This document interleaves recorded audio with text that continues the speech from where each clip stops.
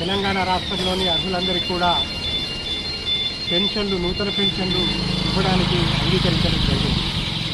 మరి ఆ క్రమంలోనే గత గురువారం రోజున సిరిసిల్లాలోని గౌరవ కలెక్టర్ గారు ఇక్కడున్న అందరికీ కూడా, అర్హులందరికీ కూడా మేము పెన్షన్లు ఇస్తామని ప్రకటించింది. ఆ క్రమంలోనే నేతన్నలకు, జీతన్నలకు సంబంధించి నేత కార్మికులకు చేనేత జౌళి శాఖ నుండి చేనేత జౌళి శాఖ కార్డు ఉంటేనే పెన్షన్లు వర్తిస్తాయి కనుక చేనేత జౌళి శాఖ కార్డు ఖచ్చితంగా ఉండాలని వారు తెలపడం జరిగింది. మరి ఈ క్రమంలో కార్మిక సంఘాలుగా మేము గౌరవ చేనేత ఏడీ గారిని మరి అర్హులైన వారందరికీ పవర్లూము, చేనేత, అనుబంధ రంగాల కార్మికులందరికీ కూడా మీరు చేనేత జౌళి శాఖ కార్డులు ఇచ్చినట్లయితే మా వాళ్లకు పెన్షన్ పొందడానికి అర్హత పొందుతారంటే ఆయన ససమీర మాత్రం మేము చేనేత జౌళి శాఖ కార్డులు ఇవ్వము అని చెప్పడం చాలా దుర్మార్గం, సిగ్గుచేటు. మరి ఎందుకు ఇయ్యరయ్యా అని మేము అడిగితే, మేము గతంలో ఇచ్చినప్పుడు అందులో తీవ్రమైన అన్యాయాలు, అవినీతి జరిగింది, మేము ఆ క్రమంలోనే మేము జౌళి శాఖ కార్డులు ఇవ్వమని చెప్తా ఉన్నాడు. మరి ఆ అన్యాయము, అవినీతి చేసింది ఎవరు? మా కార్మికులు ఏమైనా మీ జౌళి శాఖ ఆఫీస్ మీద ఎగబడి కార్డులు గుంజుకుపోయారా?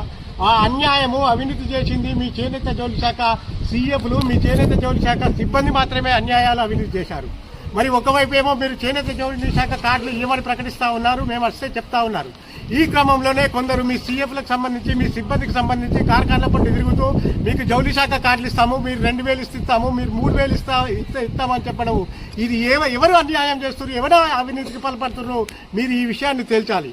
అదే క్రమంలో ఇప్పటికైనా ఇక్కడి కార్మికులకు అన్యాయం చేయకుండా మీరు వెంటనే చేనేత జౌళి శాఖ కార్డులు ఇవ్వాలని మేము డిమాండ్ చేస్తా ఉన్నాము. మరి అట్లాగే గత ప్రభుత్వం హయాంలో ఇక్కడి కార్మికులకు చేదోడు వాదోడుగా ఉండాలని 10% యారన్ సబ్సిడీ ఇవ్వడం జరిగింది. మరి ప్రస్తుతం చూస్తా ఉంటే కాంగ్రెస్ ప్రభుత్వము అధికారంలోకి వచ్చిన నుండి ఆ కార్మికులకు ఇవ్వాల్సిన 10% యారన్ సబ్సిడీ కూడా ఎగబెట్టడం జరిగింది. మరి ఈ 2.5 సంవత్సరాల కాలంలో కాంగ్రెస్ ప్రభుత్వం అధికారంలోకి వచ్చి నుండి సిరిసిల్లాకు ఈ శాఖకు సంబంధించిన చేనేత జౌళి శాఖ మంత్రులు 3 సార్లు విజిట్ చేయడం జరిగింది.